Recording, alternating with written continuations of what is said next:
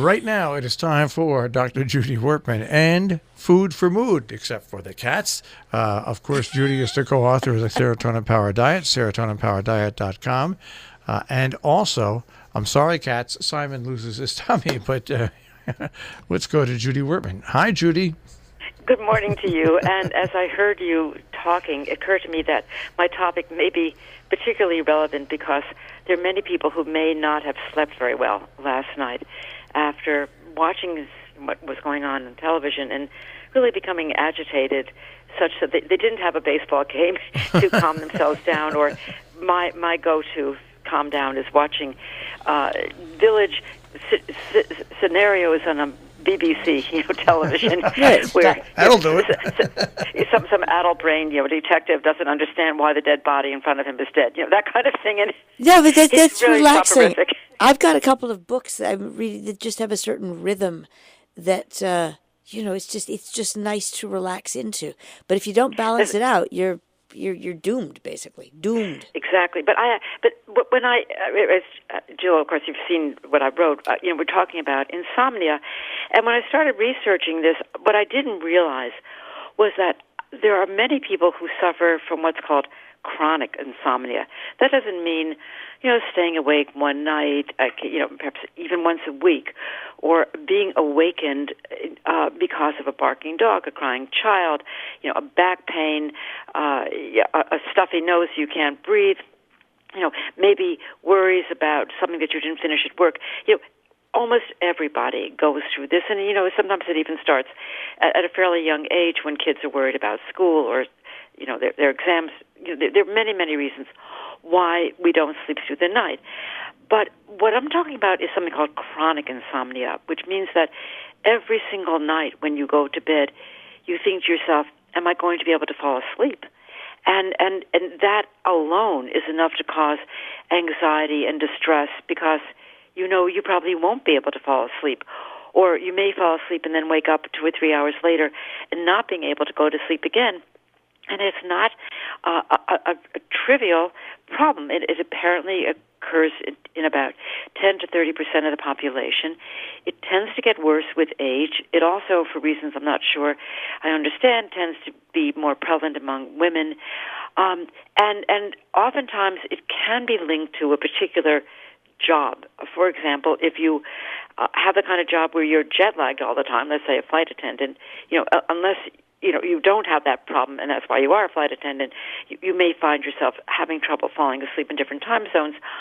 Clearly shift workers have been known for decades and decades to have that problem because even if they always stay on the same shift, they don't work 7 days a week, and there are days when they're off.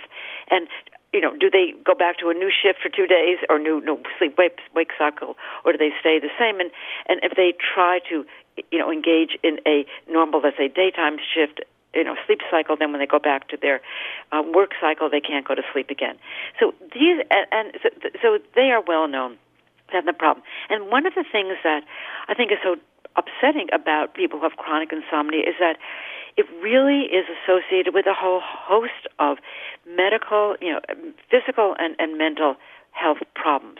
I mean, people feel fatigued, obviously, and it's known that their performance deteriorates. It's known, for example, that medical residents who don't get enough sleep, not because they don't want to, but because hospital schedules don't allow them to, have been tested over and over again, and it has shown that they get depressed, they get anxious, they have problems with interpersonal relationships, and their performance, their decision-making abilities decrease. I mean, this has been brought up as a reason why hospitals must, but they don't, change the work schedules, especially for surgical residents who just do not get enough sleep at all, and for days and days and days. And is everyone going to be affected by this, including the resident? But then there is a general population who, for no known reason, can't sleep, and they become depressed, they become anxious, they can gain weight, they feel physically uncomfortable, they have headaches, and something I didn't realize is that they can even be as affected in ways that we would consider due to having a mental health evaluation. Like they can have paranoia and hallucinations. And there was a study done in England over something like 26 different universities. It was a multi-site study in which students who have chronic insomnia and were known to have hallucinations and paranoia were put into a couple of programs to see what would really help them. Just giving them drugs that made them go to sleep, or telling them not to have coffee after a certain time of day, or not to do anything in their beds except to go to sleep, not read or eat, or etc.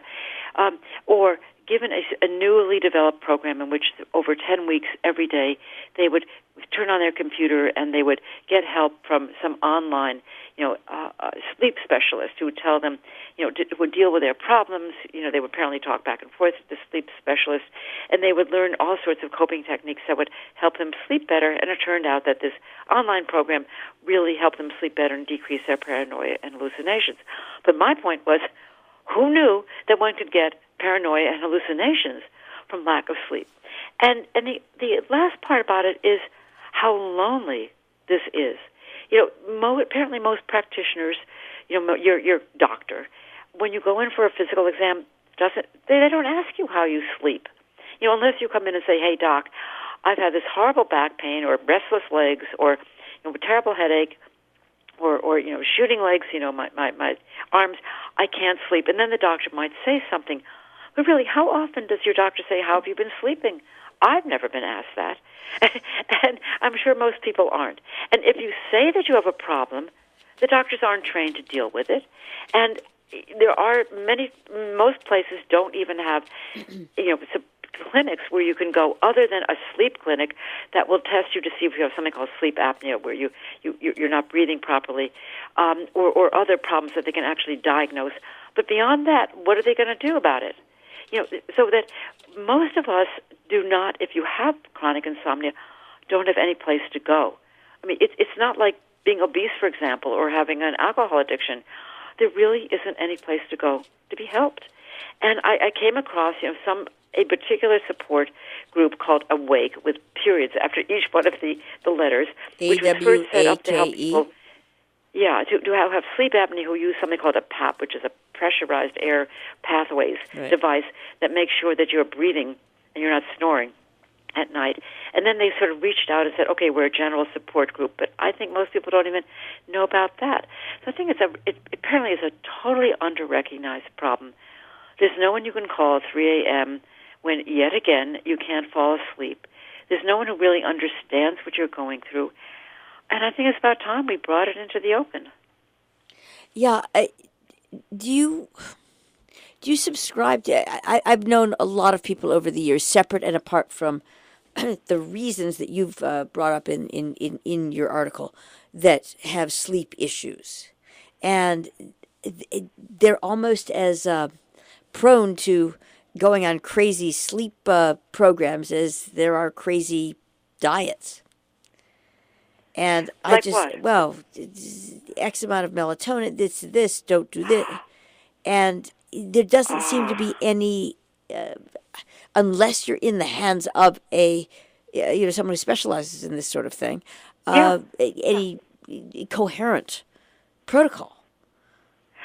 Yes, that's exactly right. And that's a very good analogy. Just as there are all these fads about diet, the cleanse diet, the Atkins, what have you, I think you're right. Tapeworms.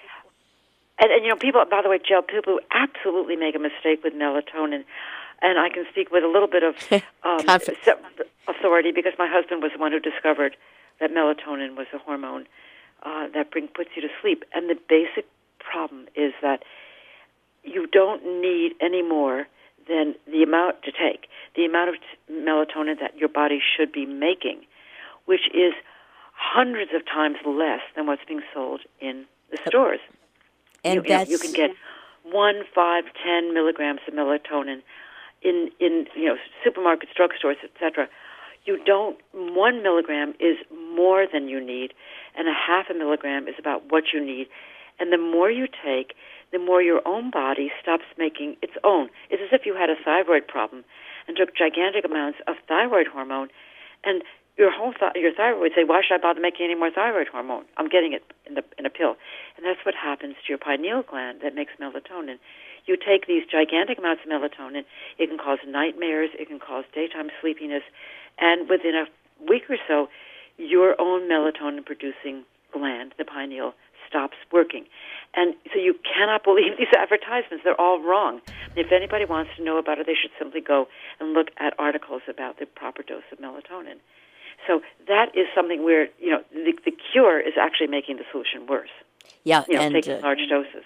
And we have to sadly end it there, but we should probably revisit that simply because not enough people know that they are overdosing the minute that they take that pill, and what they're doing is basically breaking their alarm clock.